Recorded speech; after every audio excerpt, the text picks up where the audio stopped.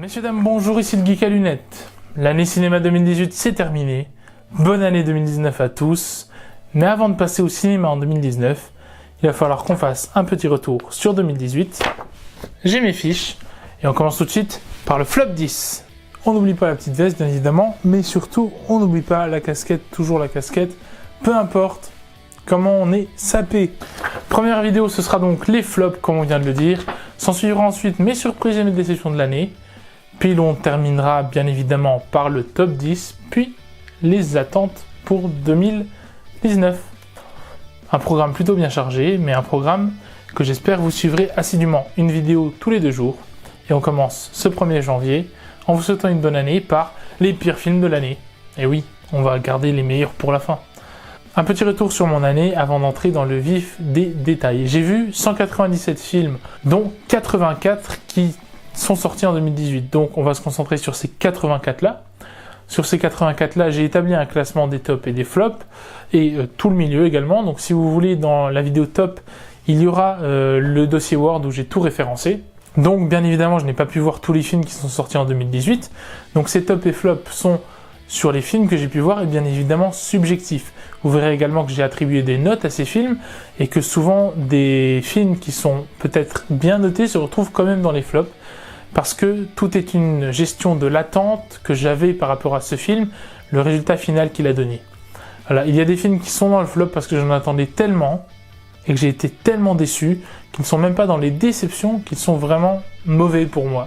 Donc c'est subjectif, très subjectif, pareil pour les tops. En tout cas, n'hésitez pas à me donner vous votre flop et votre top 10 dans les commentaires. On commence tout de suite avec le numéro 10.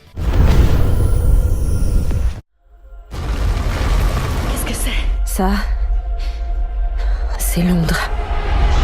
1 heure, c'est tout ce qu'il a fallu pour conduire l'humanité au bord de l'extinction. Les peuples se sont relevés. Une nouvelle ère est née. Celle des cités prédatrices. La loi du plus rapide. C'est Mortal Engines. Le concept avait l'air dingue, des villes mouvantes qui pouvaient en absorber de plus petites pour devenir des grandes mégalopoles sur roues. C'était énorme. Et au final, le film n'a que ça, son univers qui est génial, son univers cyberpunk, steampunk, parce que le reste c'est cliché à souhait. Il y a un mix de Star Wars 6, de Terminator, de Star Wars tout court. Il y a de tout dans ce film, mais c'est même pas compliqué, c'est tellement simple que c'en est cliché, les dialogues sont futiles, ça n'a aucun sens. C'est tiré d'un bouquin, il faut que je lise le bouquin parce que là, le film, comme ça, je comprends pas. Et j'avais beaucoup d'attentes, j'ai vu la bande-annonce fin 2017, je me suis dit ça a l'air dingue. J'y suis allé avec Florent, salut Florent, petit coucou. Ça n'a rien à voir, voilà. On s'attarde un petit peu sur celui-là, désolé, les autres peut-être moins parce que je les ai déjà critiqués. Mais voilà, j'ai même pas fait de vidéo parce que je vous dis, j'aime pas parler de mauvais films sur ma chaîne, mais bon. Bilan de fin d'année, on est obligé de faire un flop 10. Voilà, je vous invite à regarder la vidéo de Reg le Gorilla sur Mortal Engines. Petit coucou à Reg s'il passe par là, merci pour ta vidéo parce que c'est exactement ce que je pense de Mortal Engines, quoi. Ma petite caméra est en rate de batterie, il va falloir que je la branche. En numéro 9. Et Tuche, j'ai décidé de me présenter à l'élection présidentielle. Bah, c'est une bonne décision, mon Jeff, mais tu tombes la pousse d'abord. Bon, t'es Jeff Tuche. Et pourquoi? Parce que c'est mon nom.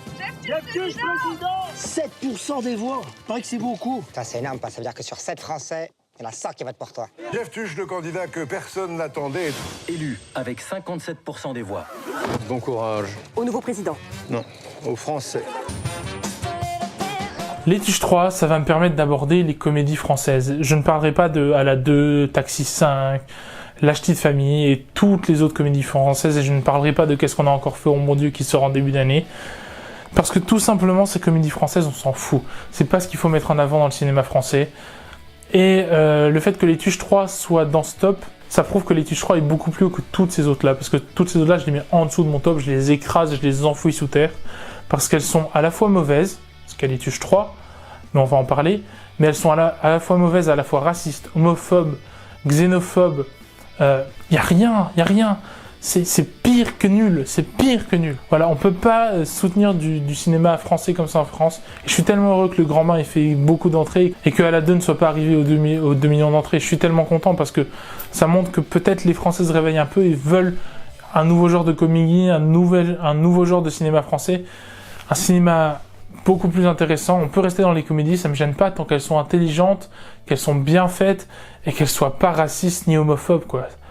On peut pas soutenir des... Je ne comprends pas comment Aladdin a pu sortir alors qu'il était comme ça déjà nul et puis c'était le show à la Jamel Debbouze et Kev Adams, mais aussi homophobe et aussi raciste que ça. On ne peut pas tolérer ça. Et voilà, on va arrêter d'en parler parce que ça leur fait de la pub pour rien du tout. Les Tuches 3, c'est pas bien. Mais il y a 2-3 blagues qui fonctionnent, mais voilà. On est toujours dans la surenchère et moi ça m'a un peu déplu, voilà. Jeff Tuche en fait devient une caricature de lui-même au fur et à mesure. C'est pas intéressant, c'est tout ce que j'ai à en dire en fait, Les Tuches 3, c'est pas intéressant. Je l'ai revu sur Canal+ pour me faire un deuxième avis. Toujours pareil, j'ai rigolé à 3 blagues, le reste c'est pas drôle. Voilà quoi, c'est tout. En numéro 8...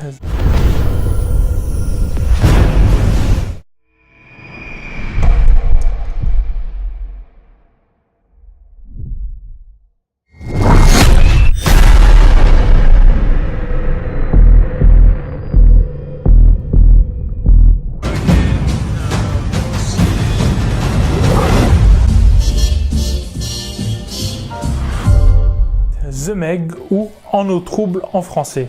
Alors je l'ai vu en août à la rencontre abonnée à Montpellier du Gardien du cinéma que je salue.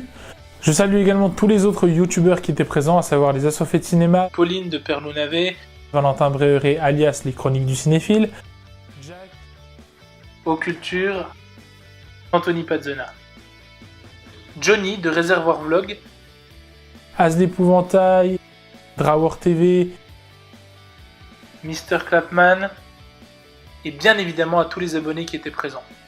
Un petit coucou spécial à l'ami Jack avec qui j'ai vu le film, et qu'est-ce qu'on s'est marré. C'était affreux, c'était un nanar. On avait honte et on rigolait en même temps parce que c'était tellement... Je spoil, hein.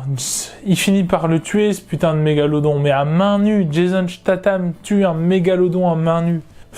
Écoutez, j'ai rien d'autre à dire, franchement, c'était un film de l'été tout pourri, un nanar, quoi, mais ça se voulait sérieux. Donc, disons, avoir bourré avec des potes, pourquoi pas. Mais sinon, c'était pas bon, voilà. En numéro 7... Alors, ça fait combien de temps que t'es redevenu Ant-Man ? Pas longtemps. C'est arrivé sans prévenir. Peut-être qu'il te faudrait quelqu'un pour t'aider. Salut!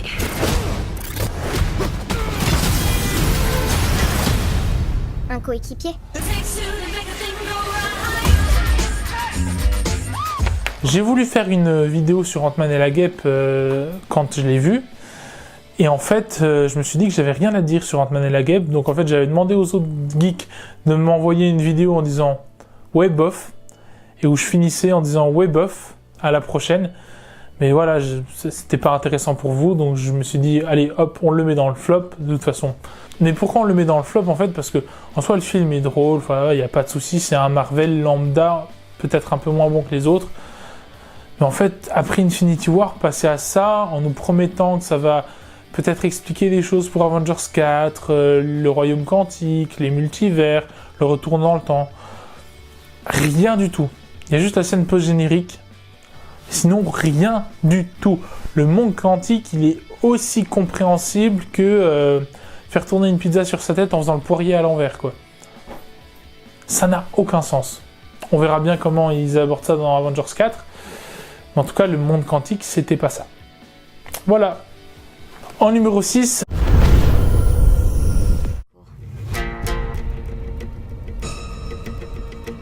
La vengeance? L'argent? Ou est-ce que c'est autre chose?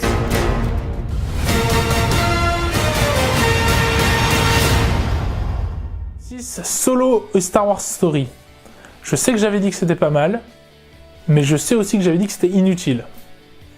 J'avais beaucoup d'attentes sur Star Wars. C'est le premier qui me déçoit depuis que Disney a repris les rênes. C'est pour ça qu'il est là. Grosse attente, grosse déception, même si le film en soi est sympa. Tout simplement. Plus de détails, allez voir ma critique qui s'affiche juste là. En numéro 5, Batman Ninja.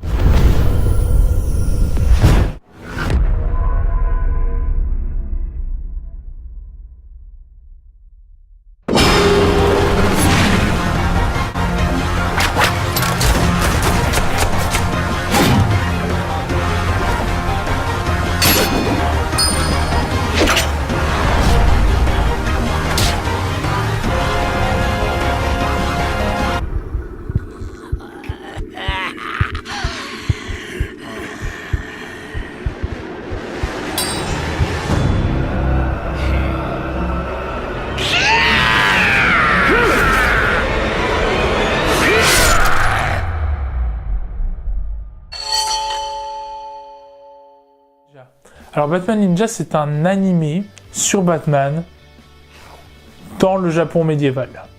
Franchement, sur le papier, ça avait l'air cool. J'en attendais beaucoup, j'ai vu les bandes d'annonces, ça paraissait dingue.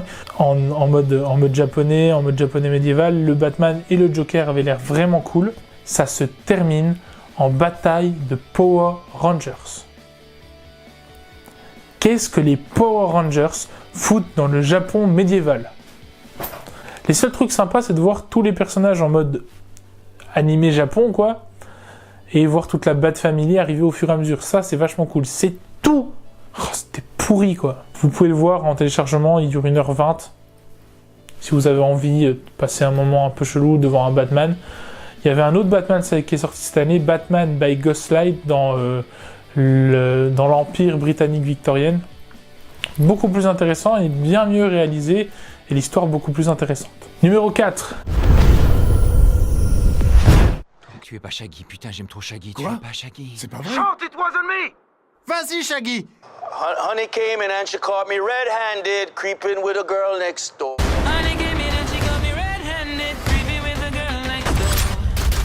Allons foutre le bordel. Vous êtes qui, putain? Le GIGN? Les marines? Les transporteurs? C'est parti!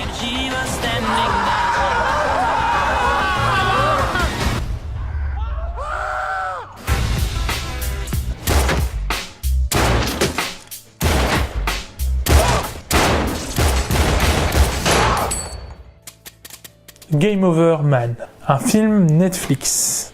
Je l'ai noté 4 sur 20 ce film. C'est même pas drôle, c'est des blagues de cul, de caca-prout tout le temps, c'est affreux, affreux.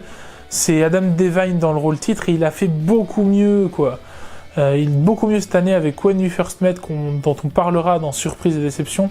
Oh non, non, non, non, c'était nul, quoi. Cliché sur les homos, cliché sur les blacks, ça ne va pas, rien ne va dans ce film, c'est même pas cohérent. C'est même pas à la Johnny English où on se moque de façon satirique de l'espionnage.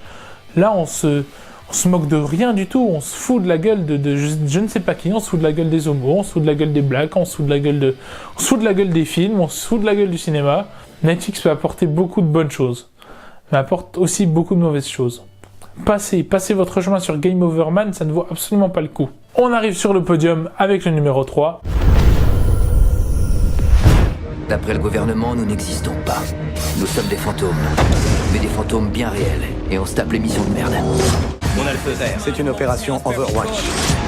Le but de la mission est de livrer ce paquet ici à la borne 22. Vous allez continuer jusqu'à ce qu'on meure tous? Si c'est le jeu du jour, je marche. Vous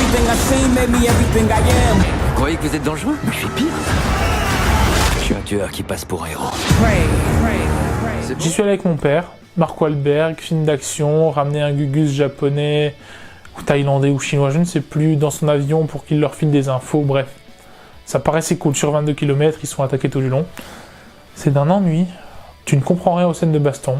Le scénario est très simple, mais à la fin ça se complique, mais d'une manière, je ne comprends plus rien. Je vais spoiler, j'en ai rien à faire, donc partez si vous voulez pas savoir, passez au timecode suivant. Le chinois se révèle être un agent double, agent triple, agent quadruple, je ne comprends pas, il va tuer tout le monde avec Pegasus, là, c'est même pas Pegasus, Olympia, je sais même plus quel est le gars qui leur donne des infos, je crois que c'est John Malkovich, mais je peux me tromper, ça doit être quelqu'un d'autre, de très connu. Ça n'a aucun sens, c'est nul. Pas de sens sur la fin du scénario, alors que ça partait bien. Le personnage de Mark Wahlberg est bien défini, c'est peut-être le seul qui a un peu de consistance. Je crois que ça dénonce un peu l'Amérique qui veut sauver tout le monde, etc., etc. Pas grand intérêt, en tout cas, dans ce film-là. D'autres films l'ont mieux fait, quoi. Voilà. Numéro 2.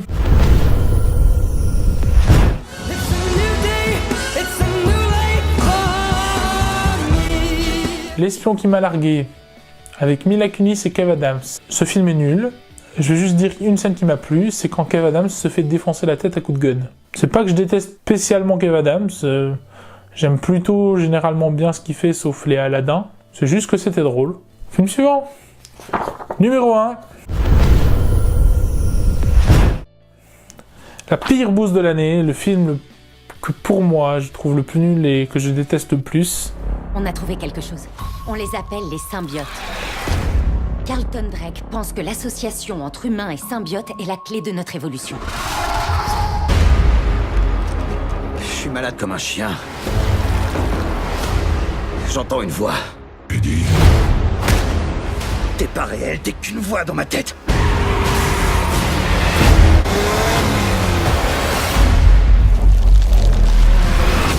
Vous êtes quoi, bordel? Nous sommes Venom.